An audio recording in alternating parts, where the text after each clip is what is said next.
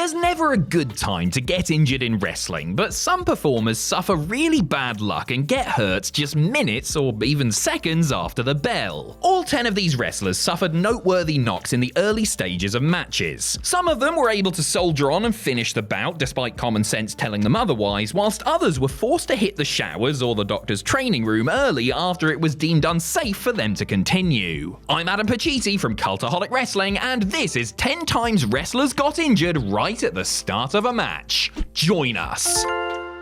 Number 10, Dana Brooke. WWE Main Event was an hour-long weekly show for WWE's lower card wrestlers, which ran from 2012 until... hang on a second. It's still going? Surely that can't be true. Anyway, it was definitely on the air on the 20th of June 2019, as that's when Dana Brooke took on Sarah Logan, the current Valhalla, in a singles match. The encounter, which was taped before that night's episode of Raw, spilled to the outside of the ring in the early stages, which is where things went terribly wrong for Miss Brooke. Logan slammed her opponent's head into the LED ring post, but got way too close for comfort. Brooke smacked into the post, receiving a nasty gash above her right eye for her troubles. There was so much blood that in the end, the referee threw the match out after less than 3 minutes. Thankfully, this was all just superficial damage, and the two would wrestle again on the following week's show, with Brooke getting her revenge by defeating Logan in a match that actually had an ending. I'm sure the 3 people watching Main Event that night loved it. Number 9, Tegan Nox.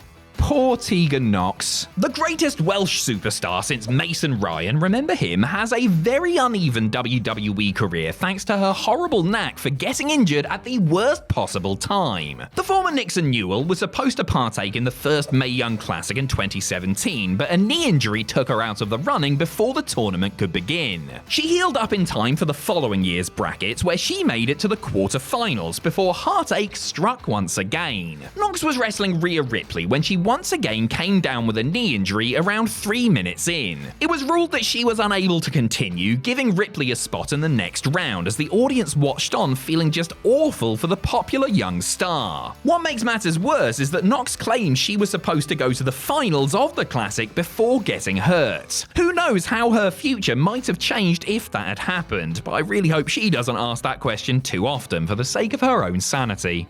Number 8, Samoa Joe.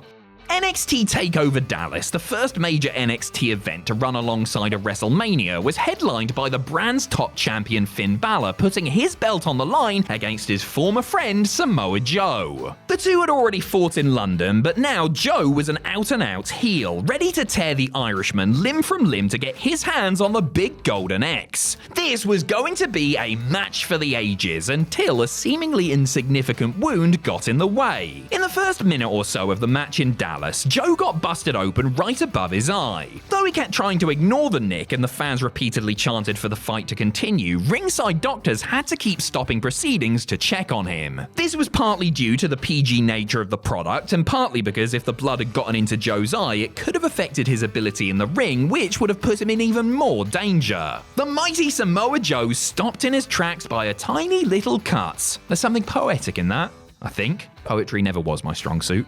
Number 7, John Cena.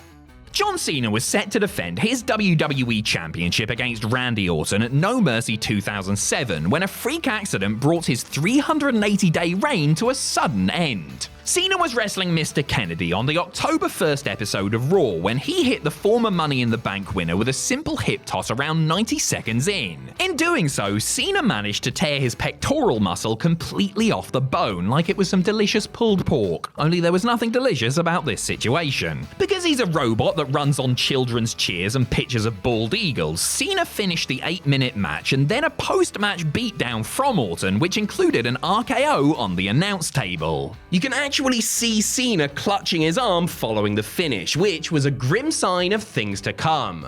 It was reported that the muscle tear would take between 6 months to a year to fully heal, but don't feel too bad for old Johnny. Again, because he's simply not human, he completed his recovery in under 4 months, just in time to make his grand return in the 2008 Royal Rumble. Number 6, Sin Cara.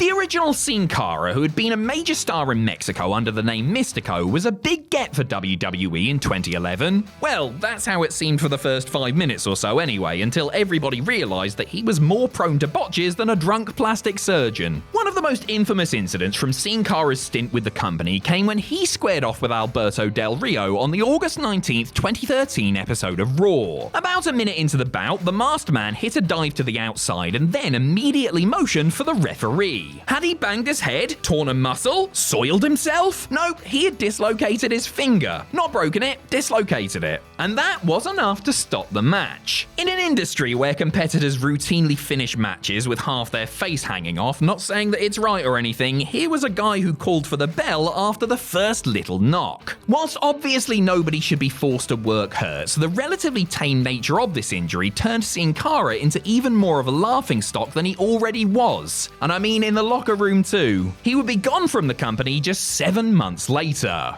Number 5, Vader. Big Van Vader was not a man you wanted to mess with. Stan Hansen was also not a man you wanted to mess with. So when these two wanted to mess with each other, it makes perfect sense that something absolutely mental happened about 3 minutes in. Hansen and Vader were booked against each other at New Japan's Tokyo Dome Spectacular on February 10th, 1990. These two big boys wasted no time pummeling each other with shots that would have felled a fully grown African elephant, and in the excitement of the melee, the cowboy accidentally thumbed his opponent in the eye. No matter, I'm sure Vader will just be able to walk it off, and oh my goodness, what has happened? Vader's left eye had just popped out of its socket like he was a cartoon character that had just been shown an extremely expensive bill. Instead of seeking medical attention like a normal human being, the mastodon simply took off his mask, shoved his eye back in, and carried on the match. He wrestled the next 12 or so minutes, holding his eyeball in place with his eyelid. Oh, I miss when wrestling used to be real. Number 4, Sami Zayn. This might be cheating a little, as the bell hadn't actually rung when this injury went down, but it did happen on TV in front of God and everyone, so we thought it was worth mentioning. In 2015, John Cena was running his United States Open Challenge gimmick, daring anyone on the roster to step up and try and take his belt from him. On the May 4th Raw, which emanated from Montreal, Canada, who should walk out but Bret the bloody Hitman Hart? Oh no, please don't tell me Bret's gonna wrestle. No. Thankfully, the Hitman was just there to introduce Cena's real opponent, NXT star Sami Zayn. The Montreal native got a massive pop from the hometown crowd, which must have been the thrill of Sami's life. Maybe it was a bit too thrilling though, as whilst throwing his arms around to hype up the audience, he put his shoulder out. Whoops. Though he wrestled the match, this unfortunate injury put Zayn on the shelf for 7 months, cutting short his NXT program with Kevin Owens. The moral of the story here? Never get excited about anything. It'll only backfire on you.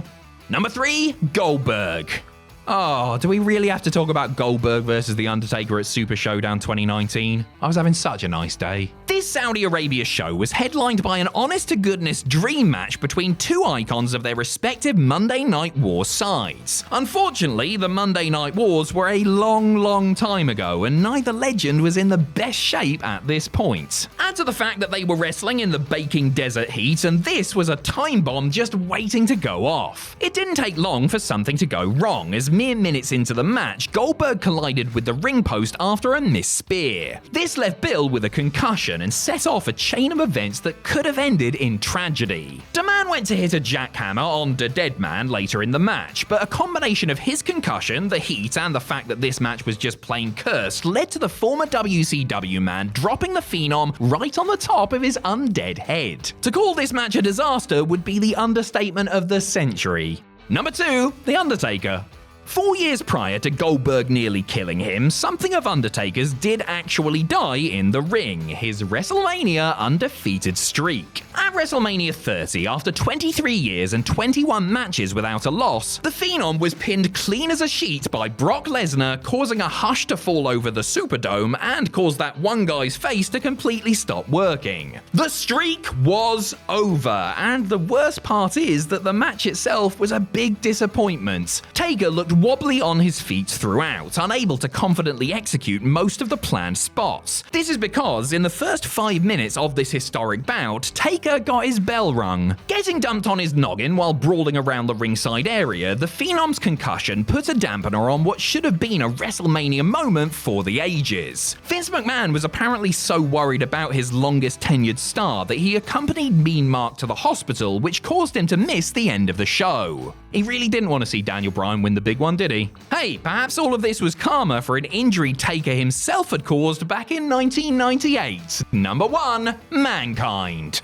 So much has been written about Mankind versus The Undertaker at King of the Ring 1998 that it could have its own section in the Great Library of Wrestling. Mick Foley scales the cell wall, Taker follows him up, they brawl, Taker chucks him off, by God, he's broken in half! It really is a tale as old as time. This iconic stunt did a lot of damage to Mrs. Foley's baby boy. He got concussed, he dislocated his jaw and his shoulder, he bruised several ribs, and who could forget that infamous image of Mick smiling with one of his own teeth lodged up his nose. It's easy to forget that in amongst all this chaos, the bell had actually rung, so Mick's gigantic fall did take place during the confines of a match. What's even crazier is that despite his litany of injuries, Mankind completed the 17-minute bout, taking a chokeslam through the cell roof and a bloody thumbtack bump in the ring afterwards. The mad old bastard. This display of testicular fortitude remains one of the most legendary moments in WWE history, and one of the many reasons why Mick Foley is considered one of the greats.